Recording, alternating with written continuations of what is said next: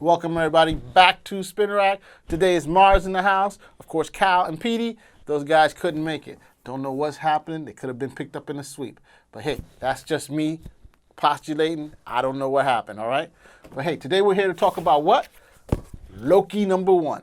You know I like the bad guys. Loki's one of them. Well, you can't say he's bad, but he's bad. He's bad. What can you say?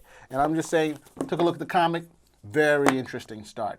Naturally, this is you have to look at War of the Realms to understand what happens here. But you know what? I didn't really want to read the whole series. I did read it. Wasn't as happy as I could possibly be with that series. But I'm hoping that this whole Loki tie-in, that works out pretty well.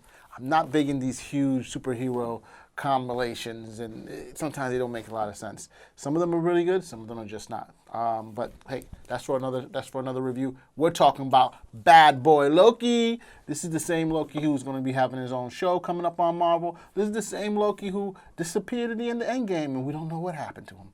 So he survived. We knew he was supposed to be dead when Thanos killed him in the original Infinity War movie, but hey, he's showing up. And in the comic, I gotta say, here, this all stems from, like I said, and this all stems from the end of War of the Realms. You know, if you were a big War of the Realms fan, you probably already know what happens to him. But basically, he helps to save the day. He sacrifices his life for his mother. He comes back through his father, the Frost Giant Loki, and ends up, taking over control of the Frost Giant's land. Can't say the name Jonathan or whatever it is. That's not my thing. But let me just want to show you the art in the comic is scrumptious. So is the color. Just look at this. This is the throne. Loki, of course, is the king of now the Frost Giants. He's he's short. He's pink. I guess he gets blue sometimes. And what happens, as opposed to being the man running the show, what does my man Loki do? He ends up, he goes back down to the world, Midgard, and is playing dice. What? This is what you got to say. If you like Loki, this is what you want. He's light. The comment from what I get is it's a light touch. He's funny. He's the god of mischief. He's not necessarily the god of evil. Of course, he's always wanted the throne for himself. Now he has a throne.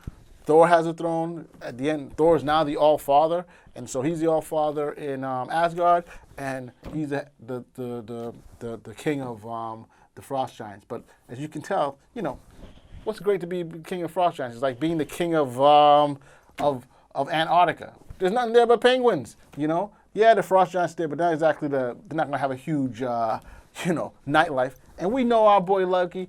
While he likes to rule, he likes it in the good life, and I don't think he's gonna get it there. So already he's shirking his responsibilities, going to Earth, chilling out, doing what he has to do. He gets into trouble, which is typical of the comics. But I mean, I just love the look at Thor here, how he comes out, off the chain, bro. Can't show you that green because it doesn't show up with the green screen, but he's looking legit, seriously legit. The coloring of the book is good. The beginning story, this is the first issue, so you don't know what's really going to go on. But the question is whether or not you're going to end up liking it. I think you need to delve into it. I always give the first ones a couple issues before you actually make a decision, because you never know. Sometimes the stories just need to gather steam, and sometimes that particular run, probably someone else will take over. But this run seems to be running okay. Now, here's one thing that gets me. In this story, who does Loki leave in charge? He leaves this guy, whatever his name is, here. This is the dude right here. He leaves him in charge of the kingdom, basically telling everybody Loki's not available. And what happens? They finally figure out where Loki is. Of course, Thor, because he knows his brother or his half-brother or I guess his step-sibling, whatever you call that relationship. Loki, of course, is trying to do his own thing, and we know Loki. He is he is not crazy. He is crazy. Continuing backwards. So, of course, the main protagonist in this particular comic, Loki has little misadventures when he's gambling, of course, as opposed to just being honest or at least taking his winnings and getting out. He gets into a fight.